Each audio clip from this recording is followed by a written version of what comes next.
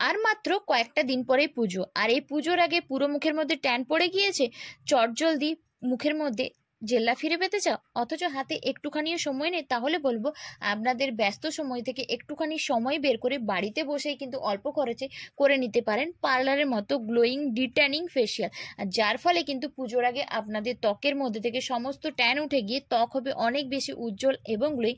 আর তার জন্য প্রয়োজন কিন্তু একটুখানি কফি পাউডার। এই কফি পাউডারের সঙ্গে আর কোন কোন জিনিস মিশিয়ে তোমরা বাড়িতে বসে করে নিতে পারো ডিটেনিং ফেসিয়াল, সেটাই আজকে তোমাদের সঙ্গে শেয়ার করব। মাত্র দুটো স্টেপ ফলো করলে কিন্তু পুজোর আগে তোমাদের ত্বক উঠবে অনেক বেশি উজ্জ্বল এবং গ্লোয়িং। তো তার জন্য কিন্তু পুরো ভিডিওটাকে প্রথম থেকে শেষ অবধি দেখতে থাকো, একটুও কিন্তু স্কিপ করবে না। তো চলো বন্ধুরা, ঝটপট করে রেমেডিটা দেখে নেবে চলো। আর তার আগে বলবো, এখনো পর্যন্ত যারা চ্যানেলটিকে সাবস্ক্রাইব করে তারা চ্যানেলটিকে অবশ্যই সাবস্ক্রাইব করে রাখো এরকম নতুন নতুন রেমেডি পাওয়ার জন্য এবং পুজোর আগে নিজেদেরকে আরো বেশি সুন্দর করে তোলার জন্য। তো চলো বন্ধুরা, দেখে নেওয়া যাক। সবার প্রথমে আমি ফেসটাকে খুব ভালোভাবে জল দিয়ে ক্লিন করে নিচ্ছি। যে কোনো রেমেডি ব্যবহার করার আগে ফেসটাকে প্রথমে তোমরা খুব ভালোভাবে পরিষ্কার করে নিও। প্রথমে আমি করব স্ক্রাবিং, তার জন্য আমি নিচ্ছি কফি পাউডার। কফি পাউডার কিন্তু আমাদের ত্বকের জন্য খুব ভালো স্ক্রাবার হিসেবে কাজ করে। এর সঙ্গে মিশিয়ে নেব অল্পখানি নারকেল তেল। নারকেল তেল আমাদের ত্বকের চামড়াকে টান টান রাখতে সাহায্য করে। কফি পাউডার আর নারকেল তেল কিন্তু আমাদের ত্বকের জন্য খুব ভালো স্ক্রাবিং হিসেবে কাজ করে। তোমরা সপ্তাহে 2 থেকে 3 দিন কিন্তু এই স্ক্রাবিংটাকে শুধুও ব্যবহার করতে পারো।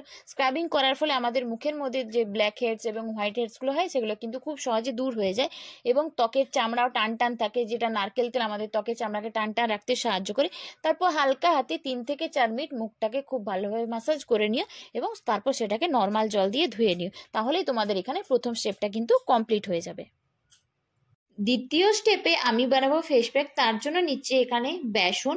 রান্নার যে গুঁড়ো বেসন আমরা বাড়িতে ব্যবহার করি সেটাই আমি নিয়েছি। তার সঙ্গে মিশিয়ে নিয়েছি অল্প পরিমাণ মুলতানি মাটি। মুলতানি মাটি কিন্তু আমাদের ত্বকের জন্য খুবই উপকারী, অয়েলি ত্বকের জন্য বিশেষ করে। তারপর আমি এর সঙ্গে মেশাচ্ছি কফি পাউডার। কফি পাউডার কিন্তু তোমাদেরকে এখানে অবশ্যই করে নিতে হবে। দুটো স্টেপেই কিন্তু তোমাকে কফি ব্যবহার করতে হবে। তারপর আমি 3টে উপাদানকে খুব ভালোভাবে মিশিয়ে নিচ্ছি। এর সঙ্গেও কিন্তু তোমাদেরকে আরও দুটো জিনিস মেশাতে হবে।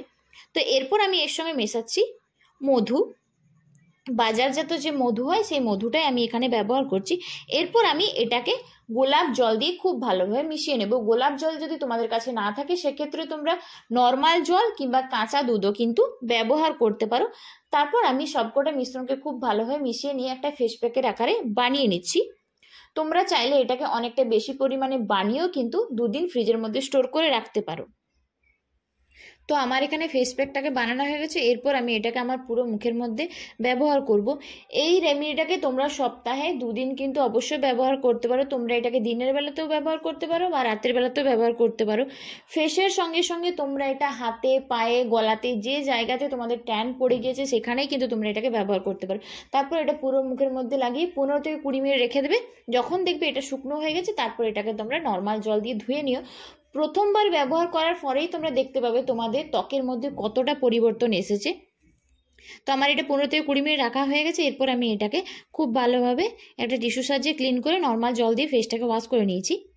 আর সব শেষে তোমরা যে কোনো ধরনের একটা টোনার কিংবা ময়শ্চারাইজার কিন্তু অবশ্যই ব্যবহার করো। আমি এখানে আমার পছন্দ মতো টোনার ব্যবহার করেছি।